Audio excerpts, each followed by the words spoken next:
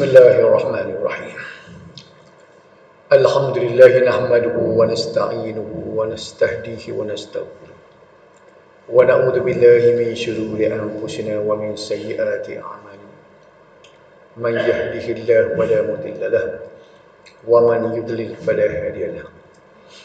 Wassalatu wassalamu ala Rasulillah wa ala alihi wa ashabihi wa man tabi'ahu wa nasarahu wa wala. Hadis yang kita duduk bicara ni masih lagi dalam kitab zakah bab zakat. Sampai kepada 570 ni, hadis 570 wa an Salim ibni Abdullah an abihi anin Nabi sallallahu alaihi wasallam fima saqatis sama' wal 'uyun aw kana asariyan al-ushru wa bima sukiya bin nadhi nisful ushr rawahul Bukhari.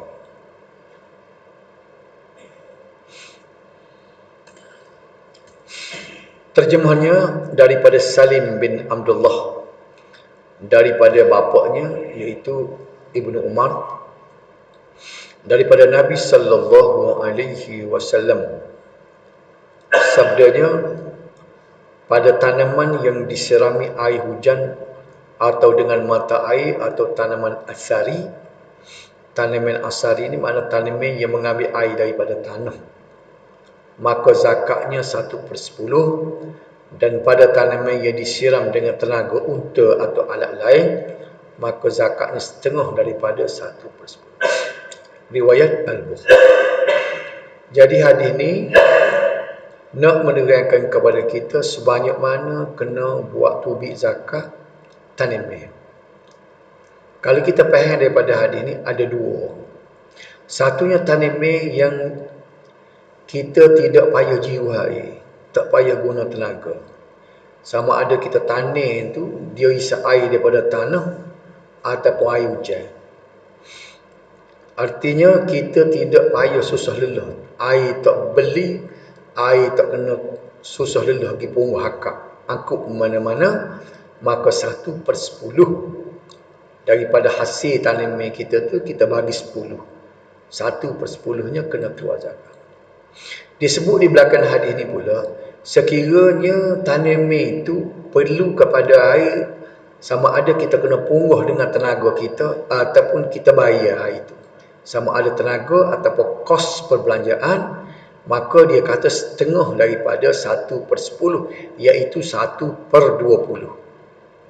Gitulah. Faham tu tak? Mana tidak sama. Bila kita tanaman, hasil tu kena tengok. Adakah air tu dia kita kena beli air tu kena bayar, ataupun kita kena pergi punguh untuk kita jiru air tu, ataupun air bagi tanaman tu dia agak kayu hujan, ataupun jenis tanaman tak payah jiru dia isi air dalam tanah. Kalau hak lagu tu, hak tak payah susah lelah tu 1/10. Kalau kena bayar air ataupun kita guna tenaga untuk jiru, kena 1/20. Jelas tu deh. Baca lain riwayat air dulu. Kemudian 577. Kita baca hal pula. Wali Abi Dawud au kana ba'lan al-ushr wa fihi ma suqiya bisawani awin nadhi nisful ushr. Ini rawahu Abu Dawud. Dan menurut riwayat Abu Dawud, atau apabila tanaman yang tidak perlu disiram. Pasal apa tak payah siram, tak payah jiru? Kerana menyerap air daripada tanah. Akar dia dalam turun ke dalam bumi ni, dia boleh isap air hak sedia ada, hak duduk di perut bumi. Maka zakatnya 1/10, sebab kita tak susah cari air dah untuk dia. Dan ia disiram dengan tenaga binatang atau dengan tenaga manusia atau alat lain, mana kita perlu jiru, maka zakatnya setengah daripada 1/10, iaitu 1/20. Ini jelas hadis ni dah. Kita pun nampak, apa Tuhan buat begitu untuk keadilan. Oleh kerana kita susah lelah tu, bayar susah lelah kita tu, maka zakat tu kena keluar sikit lah. Kalau ia selama ni ya, 1/10, bila terpaksa kena jiru, kena waktu belanja upah orang jiru apa semua sekali, tolak 1/10 tu, tinggal 1/20. Okay. Ini kita bicara dia dah. Sebagaimana dia dinyatakan melalui zakat hadis sebelum ini, bahawa nisab zakat buah-buahan dan biji-bijian ialah 5 ausak. Gapo 5 ausak ni? Iaitu 300 gantang. Baik 300 gantang tu, orang tak guna gantang dah lah ni. Maka para ulama dia dah tukar dah. Dia cuba balik, kalau 300 gantang tu berapa sokat tan kilo. Sebab orang lah ni kilo. Tak ada dah dulu kalau orang pergi beli beras dulu, nak beli beras beli secupak, beli beras beli segatan. Kalau kita masuk ke dalam ni minta lagu tu, tuai kedai kata tubik kat dalam gua mana dia ni. Orang tak pakai dah kata yang cupak dah. Jadi oleh kerana tu kita pergi main beras habis 5 kilo. Dia boleh supik pun 5 kilo, 10 kilo. Tak. Jadi dia tukar. 300 gantang tu rupa-rupanya segatan tu 3 kilo. Segatan tu 3 kilo. Jadi 300 gantang ni kena 900. Jadilah 900 kilo. Maknanya tumbuh-tumbuhan atau biji-bijian tu bila sampai 900 kilo barulah keluar zakat. Maknanya kalau kurang pada 900 kilo kita tanam padi, lepas kita pergi gapo ni, lepas tanam padi tu panggil mesin tu gigi mesin padi kita sokak-sokak budak legu ni kita timbang 890 kilo. Kalau 890 kilo tak kena keluar zakat lagi. Berdapat dah? Tara dia 900 kilo. Banyak juga 900 kilo ni dah. Okay. Segelung tanah tu 900 kilo. Siapa dia biasa buat padi sini? Siapa dia? Tak ada belakang. 900 kilo, 900 kilo ni sekeping tanah dia. Dua kuning besar 900 kilo tu. Dia dah tubik ke sebenarnya padi? Dia sebenarnya padi tubik. Oh, dia berapa guning? Sego ni berapa kilo? Sego ni 50 kilo. Tak siapa lagi 900. Banyak juga dah. Maka hadis ini juga menjelaskan kadar yang dikenakan zakat bagi buah-buahan dan biji-bijian. Setiap pokok buah-buahan dan biji-bijian yang diairi, mana dijiru air atau disirami dengan air hujan ataupun air sungai ataupun mata air, ia tidak perlu tenaga, tak payah keluar perbelanjaan. Ini orang panggil air peri. Air peri pun kali kita susah leluh, kita pergi kena punguh, kena jiru tu punguh dalam kena pergi punguh satu tempat, bawa dengan kereta pergi punguh tu, tu dia kira susah leluh kita tu, dia buang 1/10. Ni dak pakai tani-tani buat hujan ataupun dia isap kat dalam tanah. Kalau lagu tu dia kata menyerap air daripada akalnya, tak payah jiru, maka wajib dikeluarkan zakat sebanyak 10% daripada cukup nisab. Enggak orang tani padi lah ni tak kena jiru dah. Dia mari tali air kat free je dah. Kalau pakai jiga tu dia kira usaha dah tu. Tu 1/20 dah tu. Mana kita habis belanja. Dengan minyak gapo semua sekali tu dah.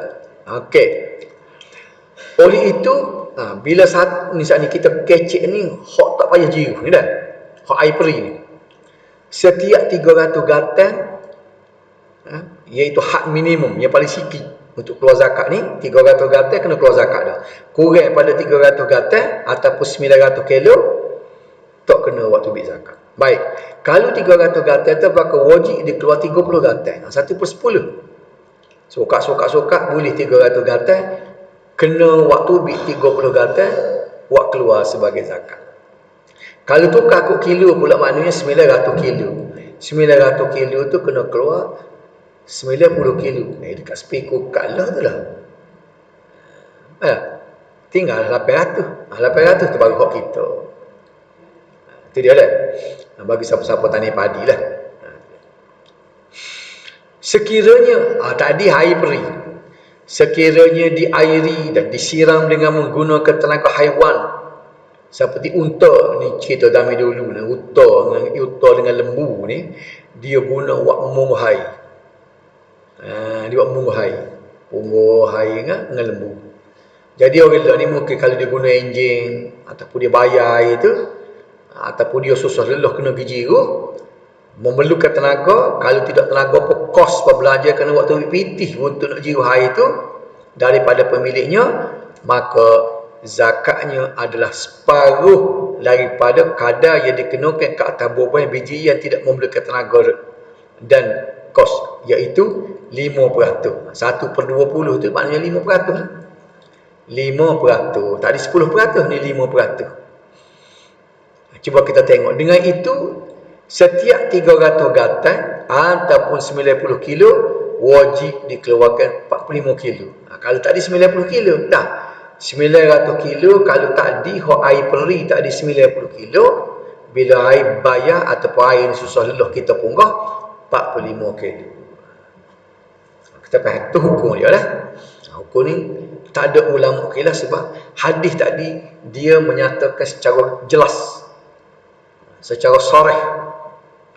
Tak boleh kata ada ulama kata 1/30 kau tak ada. Sebabnya benda ni benar-benar dia panggil hukum qat'i, hukum kerak butuh.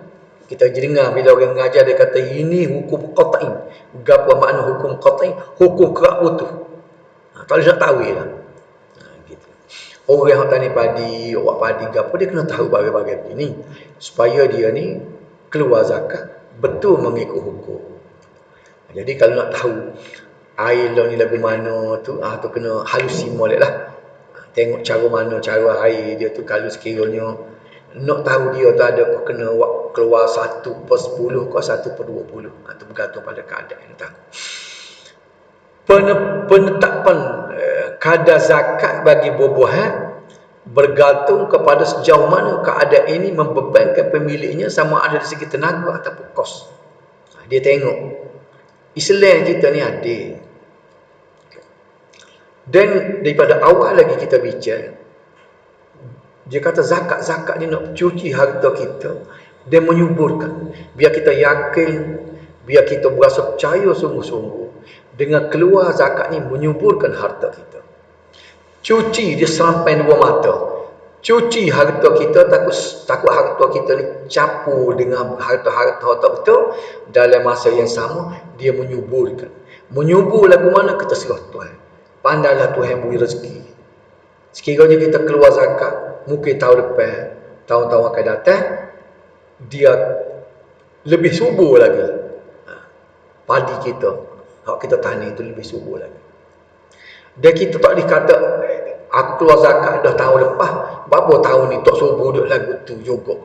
Dia gini Tuhan ni, dia nak beri kita, dia tak tahu jadual kita. Kena ingat, setiap kita minta doa, setiap kita janji dia kata kalau mu keluar zakat, aku akan menyuburkan hartamu, aku beri 4 kali ganda. Dia tidak jadi selalu. Kadang-kadang kita tak ingat lah. Lama dah kita tak ingat. Weh, kuana mari rezeki. 15 tahun dulu penuh kita berdoa kau. Kita minta dengan Tuhan, Tuhan tak. Pasal apa? Tuhan dia beri ni mengikut jadual dia. Dia tidak tiru kanduk kita. Kalau kita lepas tak ada doa tu, kalau boleh nak mari buat jatuh selalu dah.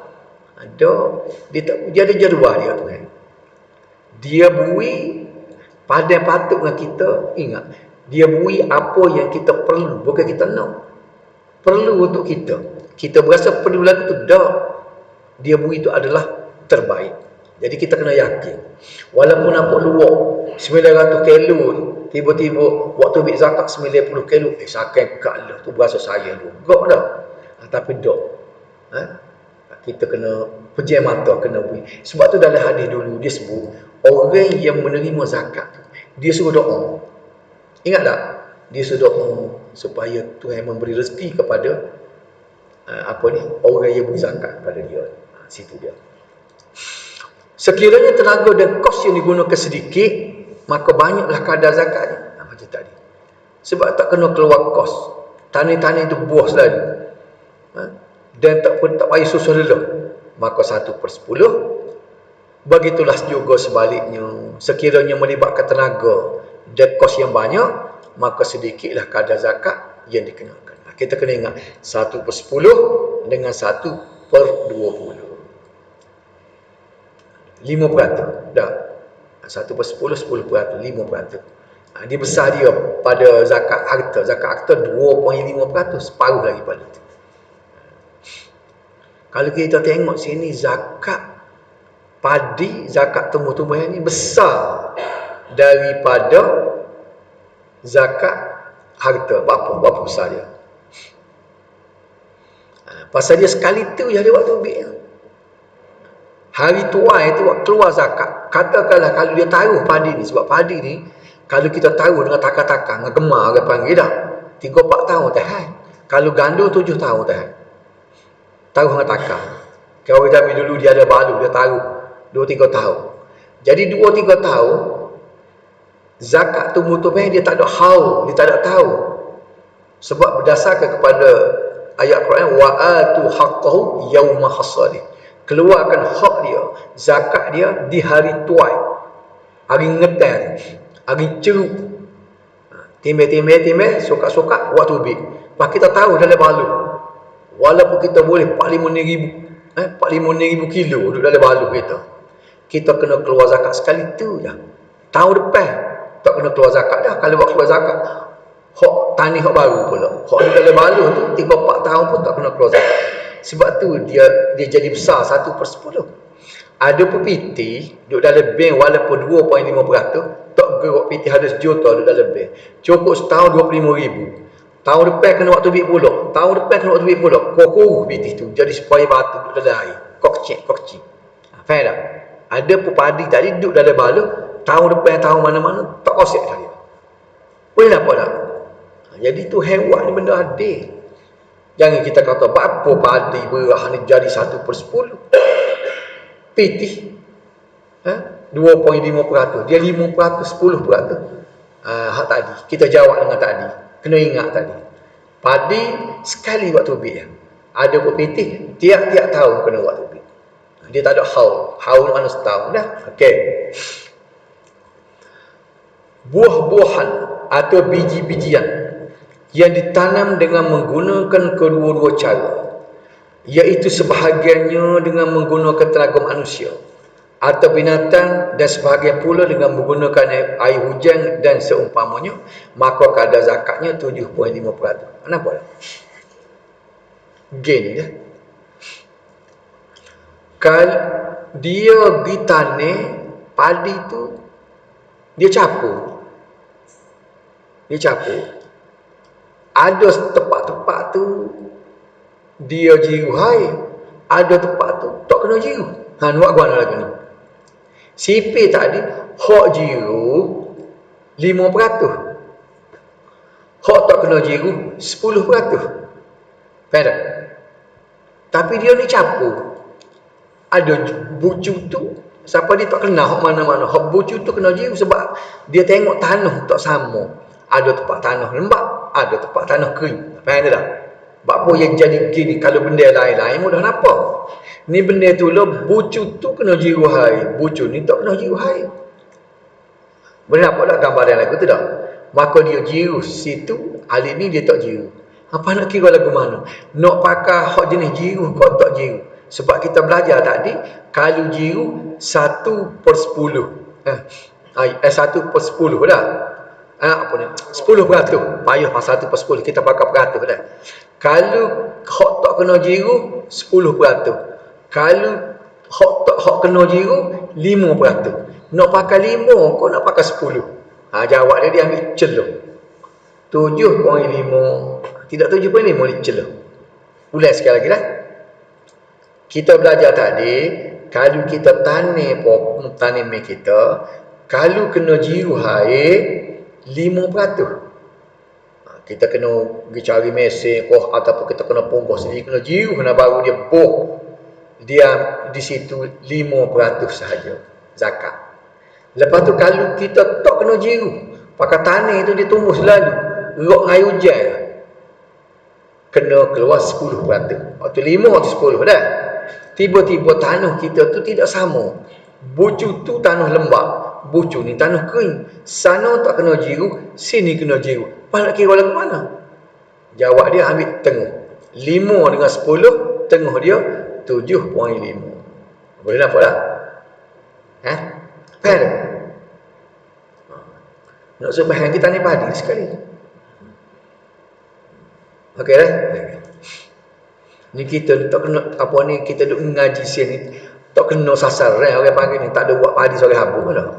Sekadar nak tahu. Dan gua nak dalam kitab ada sebut lagu tu. Patut kena ngajari kebebun ataupun gapon alik jatuh. Pak ada orang benda padi dah. Orang duduk buat padi. Kita duk tak ada sore habuk. Tamu-tamu kalau budak lah ni ke padi tak kena. Dia tahu berah nasi. Dia tengok nasi dia puyuk. Mari mana dia kata ni? Ada siapa dia jumpa nampak di Kampung Baru. Dia bawa anak dia, gendong anak dia. Dia rak, dia berhenti. Macam tengok, dia tunjuk, ni lah padi ni. Hak budak makan selama kini ni berah-berah ni, mari sini.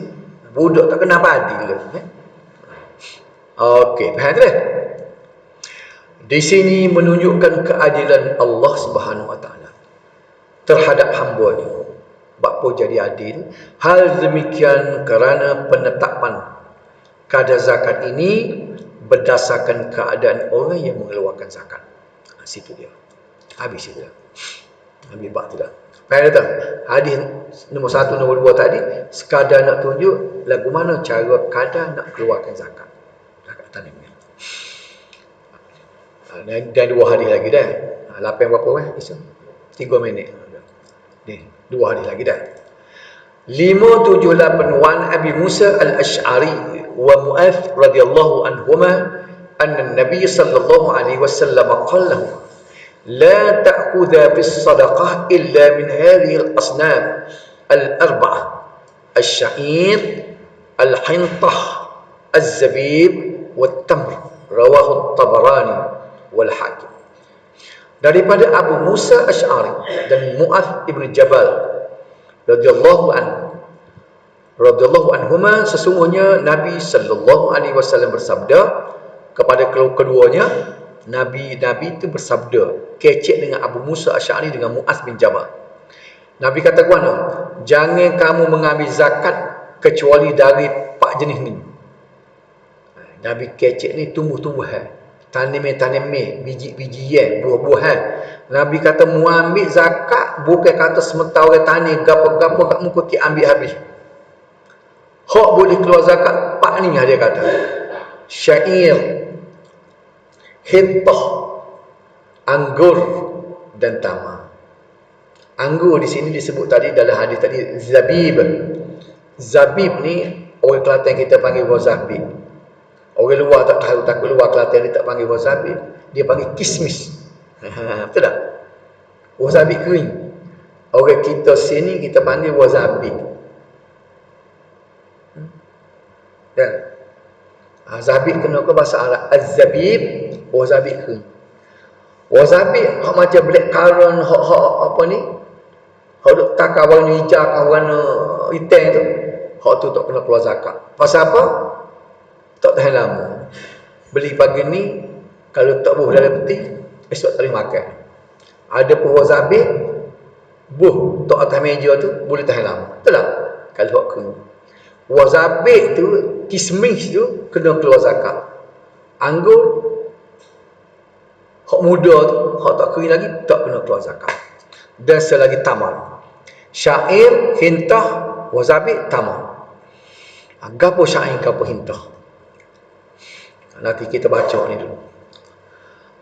Walid Daruqutni an Mu'az fa ammal qissa wal bittiq wal rumman wal qasab faqad afa anhu Rasulullah sallallahu alaihi wasallam. Ini rawahu Daruqutni wa isnad dhaif. Hadis ni dhaif sikit dah. Hadis dhaif ni sebut dari riwayat Ad-Daruqutni daripada Mu'az. Adapun mentimu, betik, delima, tebu, maka Rasulullah memaafkan. Tak kena keluar zakat. Tani betik bereka-reka pun. Wah timun, betik, wah delima, tebu, tak kena keluar zakat. Ini kita nak bicara dah. Hadis 578 tadi, mula-mula tadi, menjelaskan zakat yang wajib dikeluarkan ke atas beberapa jenis buah-buahan dan biji-bijian. Secara zahirnya melalui hadis ini hak pakar kena duit zakat tadi. Rasulullah sallallahu alaihi wasallam melarang memungut zakat selain daripada 4 jenis buah-buahan dan bijian ini. Ni hak kena keluar zakat. Nombor 1, syair atau biji gandum. Gandum jenis ni. Gandum dia ada 2 spesies. Yang kedua, hintah. Gandum juga. Dua-dua Nabi sebut dah hadis tadi. Tak ada pak kena tengok payah. Siapa tempat kita ni hok debu dah. Orang mesin dah dah. Kita pergi beli gandum ni tak ada mesin dah. Siapa dia tengok gandum biji dia lagu. Tapi ni zaman Nabi mula dia keluar zakat. Nombor 3, buah tamar. Nombor 4, anggur yang dikeringkan, dipanggil zabib. Orang Kelantan kita panggil buah zabib. Betul tak? Okey, 4 ni. Padi dengan beras duduk mana? Juga tu ambil zakat padi dengan beras. Nabi sebut 4 ya. Ni kita nak bincang dah. Akan tetapi, tu bising. Walaupun Nabi sebut 4 tadi, jamhur ulama. Jamhur maknanya majority. Ramai ulama. Seperti Imam Malik, Imam Asy-Syafi'i dan Imam Ahmad. Imam Malik ni siapa dia? Dia sama-sama jadi tok guru anak murid lah.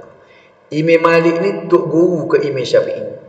Imam Syafi'i tok guru pada Imam Ahmad. Nampak tak? 3 serangkaian. Ingat bila-bila dah. Imam Syafi'i dia mengaji dengan Imam Malik. Imam Malik tu mazhab Maliki, tok guru dia. Imam Ahmad ni tok guru dia Imam Syafi'i. Nampak tak? Demo 3 ni mengatakan hadis tadi walaupun sebut 4 tidak membataskan kepada 4 jenis tanaman itu saja. Bukan buah tamar, bukan buah zabib, bukan hanya gandum 2 perkara tu, bukan 4 tu saja. Sebaliknya dia kata Nabi sebut 4 tu hanya sekadar contoh. Contoh yang boleh dikiaskan, mana boleh dibandingkan kepada apa-apa saja tanaman atau tumbuhan yang mempunyai syarat-syarat keempat-empat jenis tanaman tersebut.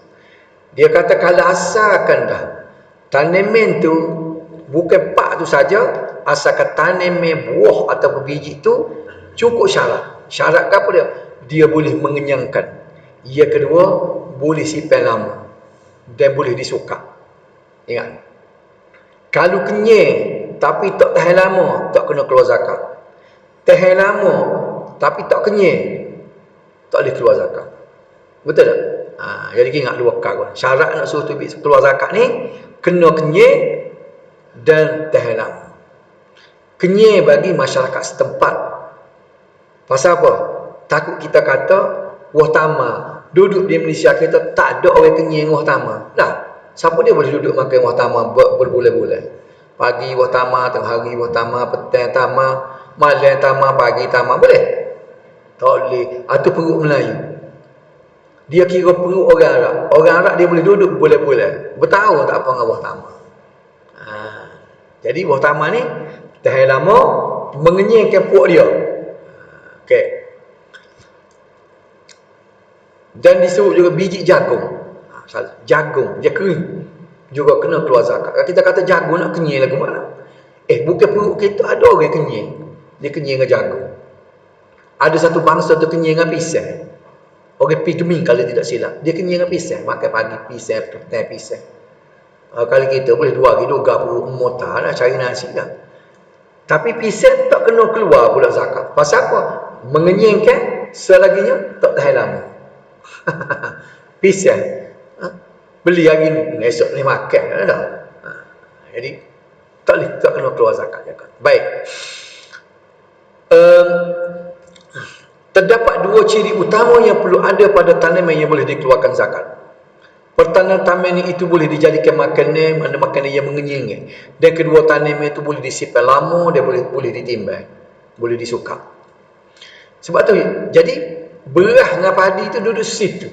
Walaupun Nabi tak sebut, tak ada dalam senarai 4 tu, kena keluar zakat. Berah dengan padi kena keluar juga sebab dia cukup syarat. Berah ni kenyir boleh simpan lama. Nampak tak? Maka berah ni kena keluar zakat. Baik. Imam Abu Hanifah, Imam Hanafi tak ada tiga ni. Dia ni imam mazhab yang paling lama sekali. Dia turut Imam Hanafi ni orang yang paling mula-mula sekali. Nombor dua pergi ke Imam Malik. Lepas Imam Malik, Imam Syafi'i. Hak akhir sekali Imam Ahmad, mazhab Hanbali. Dia akhir sekali. Imam Hanafi ni mula-mula sekali. Pendapat dia lagu lain sama. Dia kata zakat diwajibkan atas semua jenis tanaman yang keluar dari tanah. Sama ada berupa bijian, buah-buahan, sayur dan bunga-bunga. Kena keluar zakat belaka dia. Wah tenih, wah terung, wah apa lobok pun kena bagi dia. Dia lain sikit mazhab Hanafi. Kalau Malaysia kita ni pakai mazhab Hanafi, orang tanah sayur kena keluar zakat juga. Wah terung, tanya buah lima ke apa ni. Tapi bukan mazhab kita lah. Kalau dia tanya mazhab gapo kena keluar sayur, zakat sayur. Ketiga-tiga mazhab kata sayur tak kena keluar zakat. Tapi mazhab Hanafi kata kena keluar zakat sayur. Boleh tahu dah mana ni dah. Beliau berdalilkan dengan hadis 577 yang secara umum Nabi sallallahu alaihi wasallam mewajibkan zakat ke atas semua jenis tanaman yang disirami hujan atau tumbuh begitu saja, manakala hadis ini hanyalah sekadar memberikan contoh saja. Dia kata kena keluar. Dia ada dalil juga dia. Kita baca dulu. Hakikatnya keempat jenis buah-buahan dan biji-bijian yang dinyatakan dalam hadis ini iaitu syair, hintah, dua ganda tadi, tamar, bukan taman, tamar dan anggur kering merupakan makanan asasi bagi sebahagian besar masyarakat, terutama di Timur Tengah. Epak ni sebenarnya bukan makanan kita. Hintah, syair, ganda. Bukan makanan kita, ganda. Hintah, ganda juga. Tamar, wasabi kering. Wasabi kan? Itu makanan asasi bagi negara-negara Timur Tengah. Sebab itu kena keluar zakat. Merupakan makanan asasi bagi sebahagian besar masyarakat, terutama di Timur Tengah. Bagaimana pun dia boleh hidup dengan wasabi? Boleh kenyang dengan wasabi ni? Tak duga ke dia? Tak duga muka dia ajar-ajar kecil lagi. Maknanya anak kita boleh kan ajar lagu tu. Ajar makan buah tamar. Takut-takut dia besar saya belanja tidak ada parut sangat dah. Kau buah tamar mah hakak dah. Kita ajar-ajar kecil jangan makan nasi. Suak buah tamar, suak buah tamar, suak buah tamar. Tak. Dia perut dia boleh hejas dia. Buah tamar. Pasal apa? Tak agak gap orang Arab boleh buat. Orang Arab sampai pada kita. Oleh itu anggur yang dikenakan zakat ialah anggur yang dikeringkan kerana ia boleh disimpan lama. Anggur. Jadi kesimpulannya ialah bergantung kepada setempat. Gandum katakanlah kalau di Malaysia ni kita tanam gandum. Kita tak kena keluar zakat sebab orang Malaysia tidak jadi makan yang mengenyangkan. Ya. Tanam buah tamar boleh buah dah di Malaysia lah. Tak. Ada orang tanam buah anggur boleh hidup dah.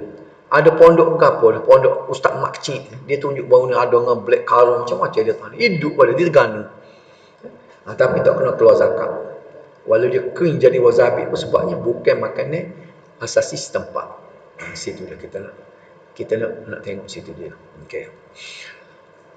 Berdasarkan keadaan ini juga, ulama mengkiaskan kepada beberapa buah-buahan dan biji-bijian yang mempunyai ciri-ciri yang sama seperti biji jagung.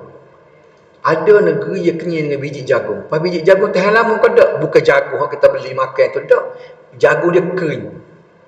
Bila dia kering tu dia boleh proses jadi debu, boleh buat tepung macam gandum juga. Kalau tidak orang buat ke tepung jagung. Tidak tepung jagung sepuluh gandum dah. Tanya orang Tino dia tahu lah dah. Tidak tepung jagung boleh buat tepung gandum dah. Dia boleh kenyal juga. Dengan biji gandum. Biji gandum apa ni? Biji jagung. Padi dan sebagainya. Padi kita duduk situ lah. Oleh itu segala tanaman yang tidak mempunyai ciri-ciri buah-buahan, kita kira mazhab kita ni, atau biji yang dikenakan zakat, maka tanaman itu tidak diwajibkan zakat. Seperti sayuran, sayur kita tanam lobok, sekali-sekali kotik berguni-guni, tak kena zakat. Buah-buah yang tanam buah betik, ada orang yang boleh jadi orang yang jutawan dengan betik, dia tanam betik eksotika dah, betik hak mahal dah, tak kena keluar zakat. Tebu, bereka-reka tebu, tak kena. Buah delima, timun, kelapa sawit, salak, sesuatu. Buah lagi, doko, waseta, buah lanah. Gak boleh lagi orang tanam. Oh, deriak musyrikin, tak kena. Lepas tu kaya orang musyrikin tu, tak acik lah dia tak kena keluar zakat. Tak apa, dia nanti keluar zakat bila dia jual tu boleh ratus-ratus ribu orang jual, kena keluar tu pula. Duk set tu. Kena keluar zakat tu. Sebagaimana dijelaskan tadi 579. Kita tengok ni. Jadi pusing kat mana kita tengok ni. Islam kita ni dia adil. Walaupun nampak zakat tu kutip, tapi kena ingat, dia ambil tu bukan nak pergi lah ke mana. Dia nak suruh jadi seimbang dalam masyarakat kita tu. Biar orang kaya tu dia kurang sikit kaya dia, hak miskin tu nak keluarkan dia daripada terlalu miskin. Sebab kalau kita tengok, kalau tidak lelah ni oleh kerana sistem zakat ni tak berjalan dengan molek, menyebabkan kalau hak kaya-kaya sungguh, hak sesak apa kedana nak beli kering pun tak boleh. Hak kaya-kaya sungguh. Ada orang pendapatan ni kalau pergi ke Kuala Lumpur, 1 juta sebulan ni Belanda. Belanda 1 juta sebulan. Nak royak kaya. Kapung, orang kapung kan, nak beli beras pun tak boleh. Kenapa tak? Beza jauh. Kalau sistem zakat tu jalan molek, dia jadi seimbang. Tak ada orang miskin. Kalau tengok orang kaya di Malaysia ni, tak ada orang jenis lapar, orang nak beli beras tak boleh. Kalau betul-betul zakat tu ikut sebagaimana hukum. Ni orang demo masjid ni kan. Ni demo masjid kita, masa tengah buat dulu, kita tahu dia pasal pernah duk dia ada minta tolong lah sebab benda dah seorang datuk duk Kuala Lumpur. Atau WhatsApp ke dia, Datuk, masjid dia tengah buat, minta derma sikit. Buat main nombor akaun dia kata. PT dia, wui nombor akaun. Sekarang tu 10,000 dia wui. 10,000 main-main dia hold wui. Ni masjid kita masih nak buat. Tanya-tanya, pernah dia tu, dia pegang tabung haji sebentar. CEO tabung haji. Tanya khabar masa tu, tabung haji ke dia 500,000 sebulan. Gaji. Bukan 50,000 ni, 500,000 sebulan, 2 bulan 1 juta. Dia wui 10,000 kita tu 10 sen dia wui. Nah. Betul tak? Cikgu rasa? 10 sen dia. Sebab kita buat tapi 10 sen dari 10,000 kita. Dah 500,000 sebulan. Ni juta setahun gaji. Jadi sebab itulah. Jadi kita duk belajar zakat lagi ni. Tak ada benda lain. Kerana Islam kita nak suruh seimbang. Supaya bukannya nak suruh orang sama kaya. Kan kita bincang dah dulu, kalau tak ada orang miskin susah nak buat kerja kita. Tak ada orang nak tolong. Apa panggil? Kalau atak bocor nak suruh tolong mari apa ni tukar atak kita, dia kaya belakang dah. Jadi kena ada orang miskin, tapi jangan sampai miskin tu apa kedana, kok kaya-kaya sehingga orang panggil tu jeluk tak habis nak makan. Jadi gitu dah. Sekat tu dulu dah, bunyi lagi kita sambung ke depan.